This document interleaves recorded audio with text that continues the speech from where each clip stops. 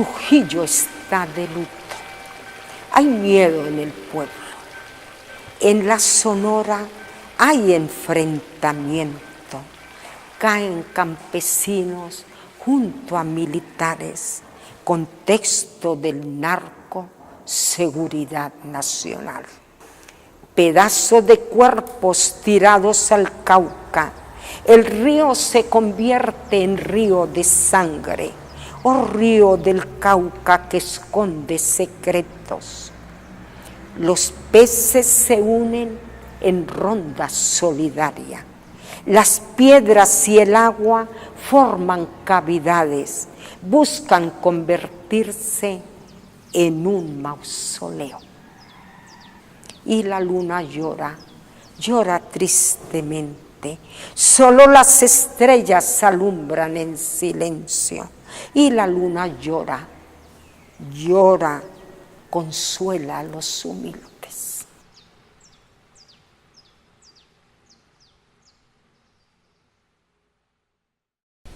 Trujillo es un pueblo ubicado aquí en la cordillera occidental, en la estribación de la cordillera occidental, con una buena extensión, arrancando desde las orillas del río Cauca y limitando con el departamento del Chocó. Como un pueblo pues que desde la geografía tiene que hablarnos, porque su geografía es muy significativo en lo geopolítico. Las veredas de Trujillo dan con la cordillera central, que es un corredor estratégico para la guerra. Bueno, creo, y lo que he podido recorrer en este país, Trujillo en la época de los 80 y años 90 era un pueblo muy calmado, como la mayoría de los pueblos de nuestro territorio nacional, con la gran diferencia de que aquí no pasaba nada negativo. Y preciso en ese sitio donde está la parte rural de Trujillo, la Sonora, Puente Blanco, Río Chiquito, las veredas de Trujillo coinciden con una hondonada de la cordillera. Después llega el conflicto político de liberales y conservadores. Eso hizo un desbarajuste en el pueblo y frenó el comercio del pueblo, entorpeció, estancó pues todo. Trujillo tuvo un tiempo también de violencia, que eso fue como en el año 56, 57. En ese entonces asesinaron a mi papá también, cuando se peleaban las peloteras acá eran por... La violencia era por grupos partidistas, ¿no? De política. Porque aquí también hubo la presencia de un gran gamonal en los años 60 y 70, donde era una persona muy adinerada que era quien mandaba en el municipio, y que aquí en Trujillo, en ese tiempo, los funcionarios o los pocos funcionarios que habían, empezando por la alcaldía, este gran patriarca era el que decía quién ocupaba sus puestos, quién iba a ser el alcalde. Él era el que mandaba, había que pedirle permiso a ese gran gamonal para hacer cualquier actividad en el municipio. Y preciso en ese sitio donde está la parte rural de Trujillo, la Sonora, Puente Blanco, Río Chiquito, las veredas de Trujillo coinciden con una hondonada de la cordillera. Ahí en ese corredor era donde estaban en la época el ELN, un pequeño grupo, el M-19 y el EPL. Luego eran 3 grupos de guerrilla presentes en ese corredor entre los años 88 al 90.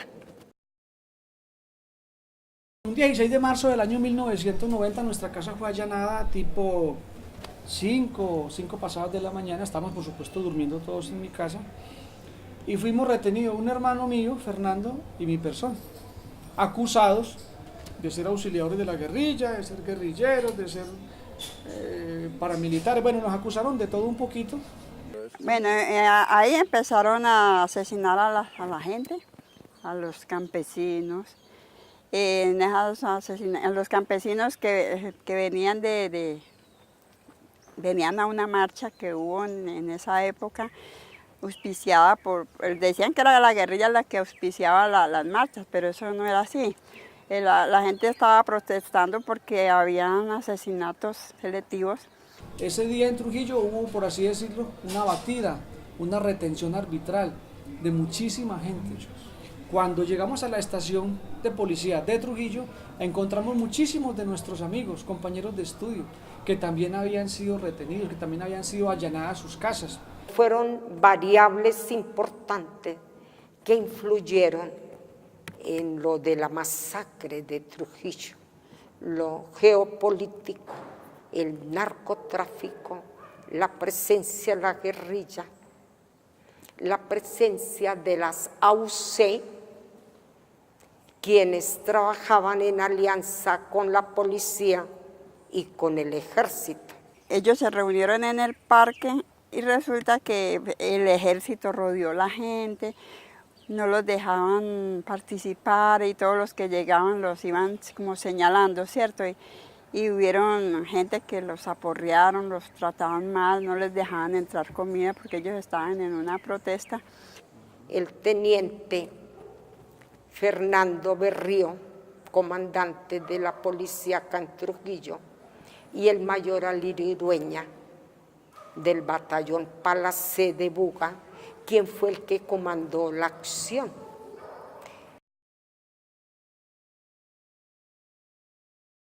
Era una persona simpaticísima, de una conversación agradable, tenía un carisma bastante atractivo, era muy alegre, le gustaba hasta cantar. Tenía una canción preferida que en los tablados, pues cuando hacíamos algunas reuniones, él salía espontáneamente a cantar La cama vacía. Muy noble, muy generoso, él siempre estaba pendiente era de la gente humilde, de la pobreza, porque él le mortificaba era la pobreza que había en ese entonces en Trujillo. Un hombre emprendedor, ya lo conocía usted como una persona que tenía un espíritu social bastante notable y por eso pues hizo a Trujillo otro pueblo. Estaba muy atento de la situación del campesino, de la situación de la gente joven, porque pues aquí estaban los jóvenes desorientados, salían de los establecimientos educativos que tenemos con su grado de bachilleres, pero para quedarse en la calle, porque aquí no había empresa, no había nada que hacer. Entonces él tomó esa iniciativa de organizarlos y ponerlos a trabajar. Su muerte fue muy lamentable, por supuesto. Bueno, me imagino. Buen cantante. Luego él en la fiesta se tomaba el escenario y les cantaba. Sí. Excelente orador. También. Es decir, tenía dotes humanas, capacidades que facilitaban ese liderazgo.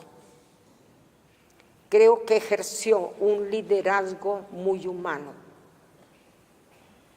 no de director, sino hacer que la gente surgiera, se organizara. Inspiraba a la gente. Inspiraba, sí. Y gestionó y creó unas como 42 microempresas, que de esas solamente hay como 2 o 3 funcionando, las otras no se sabe qué pasó, como todo. Todo lo da para el pueblo. Y su propuesta de hacer esas cooperativas, creo que fue algo muy revolucionario de la época, porque una economía alternativa con participación del pueblo, lo que él aprendió. Mi madre lo convidaba para casa, algo le brindaba, Abajo en el solar hacia la casa había una mata de granadilla grandísima. Y allá se metían a hablar y a comer granadillas.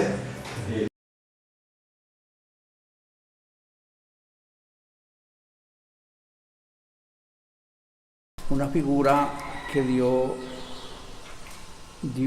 pues origen a que se levantara y el pueblo reclamara verdad, justicia y reparación. Porque pues este sacerdote llega a Trujillo con un espíritu pues, pastoril y un espíritu social de organizar al pueblo porque estaba desorganizado. Y él creó y gestionó y creó unas como 42 microempresas, que de esas solamente hay como 2 o 3 funcionando, las otras no se sabe qué pasó, como todo. Y entonces ya después a él lo señalaron y eso le ocasionó la muerte a él y a muchas personas que estaban en la marcha. Quedaron ya, mejor dicho, marcados y los fueron matando poco a poco. Los restos de él se rescataron del río Cauca. Él desaparece y se encuentran 2 días después flotando sobre las aguas del río Cauca, mutilado su cuerpo, sin manos, sin pies, sin cabeza. Se le hace pues, la prueba del ADN y se reconoce que es el cuerpo del padre Tiberio. Creo que ejerció un liderazgo muy humano, no de director, sino hacer que la gente surgiera, se organizara, inspiraba. El sábado santo matan a su gran amigo don Abundio Espinosa. Domingo de Pascua él no podía irse por los ritos a nivel religioso en la parroquia. Hasta el lunes que va a oficiar la Eucaristía de su amigo. Y es cuando al regreso interceptan el carro y se lo llevan. A esta ceremonia se fue Tiberio Fernández a celebrar la ceremonia de entierro. Estando en una ceremonia lo llaman de la curia a Buga, que lo necesitaban en Buga, entonces se fue para Buga después de la ceremonia. Allá le dijeron, hermanito, lo van a matar en Trujillo, ¿usted qué está esperando? ¿Por qué no se va? Mire cómo están las cosas. Y él dijo, no, es que yo no dejo las ovejas solas. Si mi sangre contribuye para que en Trujillo amanezca y florezca la paz que tanto necesitamos, gustoso la derramaré. Y se vino y en el camino. Él desaparece y se encuentran 2 días después flotando sobre las aguas del río Cauca, mutilado su cuerpo, sin manos, sin pies, sin cabeza. Se le hace pues, la prueba del ADN y se reconoce que es el cuerpo del padre Tiberio. Pero mire, encontramos el cuerpo del padre Tiberio. Y cuando digo encontramos fue porque la comunidad de Trujillo se volcó en ese entonces. Era muy común encontrar cada semana 4, 8, 10 cuerpos que se desaparecían de Trujillo, de las calles, de las casas, y encontrar posteriormente 4 o 5 días después los cuerpos arrojados en las aguas del río Cauca. Como académico, sociólogo, con una visión crítica, como sacerdote religioso, hombre de fe desde el pueblo y en la realidad, y como defensor de derechos humanos, empresario, defendiendo una vida digna, una calidad de vida para la gente pobre. Son como 3 facetas de la personalidad que veo, un hombre de mucha sencillez y de una gran sensibilidad. Luego no era un funcionario de iglesia, era un servidor. Hoy, me duele decirlo, la mayoría de mis compañeros de estudio están asesinados o desaparecidos. Y uno dice, hombre, ¿qué pasó en Trujillo? ¿Por qué me quedé yo sin compañeros de colegio, de estudio? ¿Dónde están? ¿Dónde están los desaparecidos? ¿Dónde está ese gran líder, ese padre Tiberio que me marcó, que fue mi gran aliado, que fue mi maestro, que me mostró otro camino de que si era posible construir ese país que queremos y soñamos? Y no tengo una respuesta todavía de eso. Es Villa Paola lugar de martirio, es Granja Las Violetas donde se tortura. Las lágrimas corren en cuerpos destrozados. El párroco Tiberio, igual que la luna, comparte el dolor, grita la justicia y las estrellas siguen alumbrando. Queremos hoy en día reconstruir esos proyectos de vida de nuestras víctimas, por eso hablamos, por eso salimos, por eso visibilizamos todo lo que ha ocurrido en Trujillo, por eso nos hemos dado la tarea de recoger una memoria, la memoria no solamente de las víctimas, sino también de los familiares, testigos oculares que narran y cuentan por medio de sus escritos, de sus canciones, de sus pinturas, de sus testimonios, lo que ocurrió en Trujillo. El lenguaje artístico primero es hermoso, es emotivo, tiene una multiplicidad de lenguajes, toda la parte artística, porque la memoria de Trujillo la hemos recogido en pintura, dibujos, murales, videos, teatro, sí, y la narrativa. Vino una artista de Medellín que se llama Adriana Lalinde, entonces ella fue la que nos dio la idea de plasmar las imágenes de cada víctima allí y hacer lo que cada persona hacía, ¿cierto? Como pueden ver ustedes, hay unos que son recolectores de café, otros tocaban, bueno, eran ebanistas, él era motorista, era transportador de leche. Entonces, como las primeras imágenes que hicieron se dañaron, la gente las dañó y el sol y el agua también las deterioró, entonces el arquitecto nos dijo que era mejor hacerlas en cemento porque quedaban más duraderas y fue así un poco más difícil para hacerlas porque pues, pero la hicimos, esta la hice yo. El lenguaje artístico, sí, que toca el sentimiento, ayuda a elaborar el duelo. Era impresionante cuando estaban haciendo las esculturas, que las primeras fueron en barro, amasaban el barro con lágrimas, sí, cómo acariciaban al hacer la cara. Él le gustaba mucho el deporte, él era campesino, le gustaba mucho trabajar era en el campo y él quería era que algún día ser futbolista, decía él, le gustaba mucho el sombrerito, así como se le ve ahí como los ojitos. En lo narrativo uno lo ve en los niños, la facilidad de escribir. ¿Han visto los libros de los niños de 9, 10 años? Escribiendo la vida de las matriarcas, sí.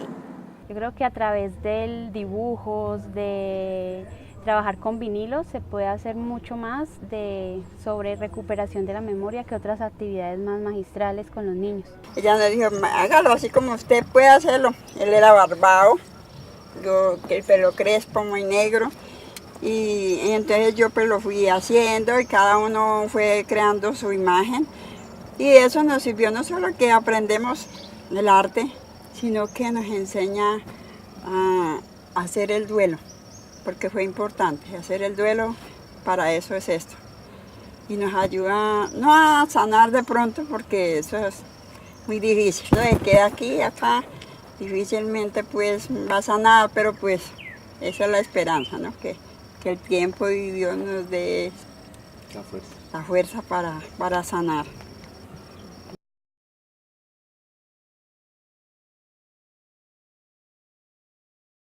Soy Maritze Trigos Torres, de Norte de Santander, Ocaña. religiosa dominica de la Presentación, educadora 30 años en bachillerato y en la Universidad Pedagógica, pero al tiempo, por opción, defensora de derechos humanos, ya más de 30 años, recorriendo esta Colombia dolorida.